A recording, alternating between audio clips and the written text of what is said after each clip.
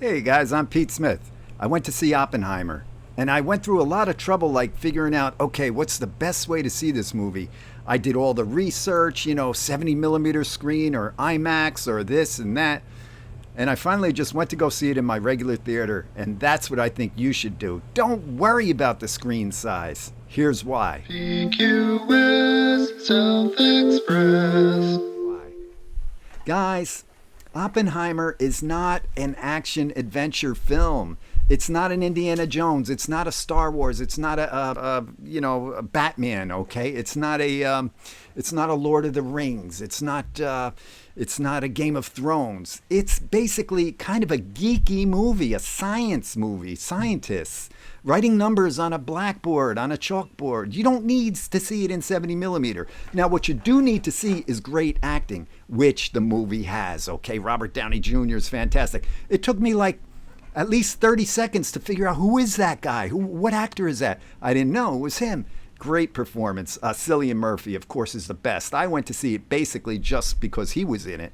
I love that actor. He's great in this. And then you got Rami Malek. He makes a little appearance in this. Really good, really, solid.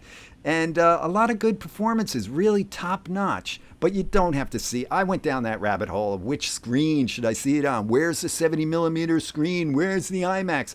I would have had to travel like 7 hours of driving to go see it for that. And I would have been very, very disappointed because while the movie is good, the acting is superb, overall, it's not that great, okay? It's basically, it was hard for me to follow. It's very scientific. It's, if you're not really super familiar with what was going on back then with the bomb making, you're going to be kind of lost. I was. The government officials, the politicians, the scientists from different countries and what was going on.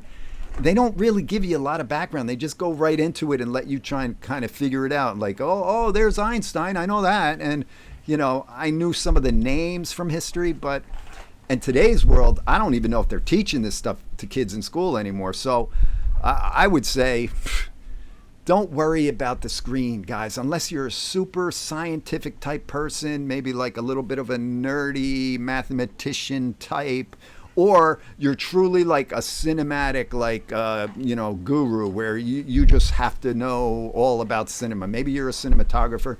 You might want to see this in a certain screen size, but for the most part, your average, viewing audience, just go see it in your local theater.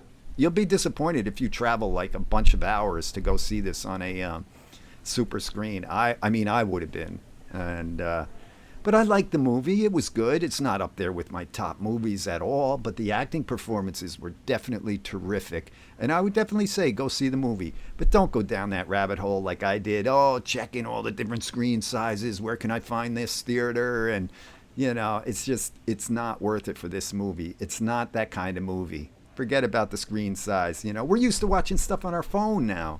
You get used to that. And for certain things, it's okay. And this is one of them. Oh, one thing about this movie, I was very disappointed, even a bit offended that they did not show any either real footage or reproduction footage of the aftermath of what happened to the Japanese people when these bombs hit.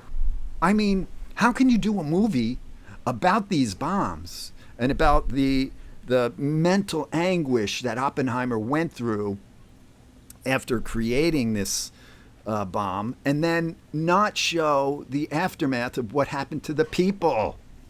That is unforgivable, I think, Mr. Nolan. I think a 3-hour movie, you couldn't include 5 minutes of what happened to the people. At least give us something. Give us something to the heart about what happened, to people. Not just Oppenheimer, but the people, the hundreds of thousands of people. All right. I'm Pete Smith. Hey, go see the movie in your local theater. Hey, don't forget, I have other things on my channel. I've got music. I'm a songwriter. I make music videos. I've got some acting stuff.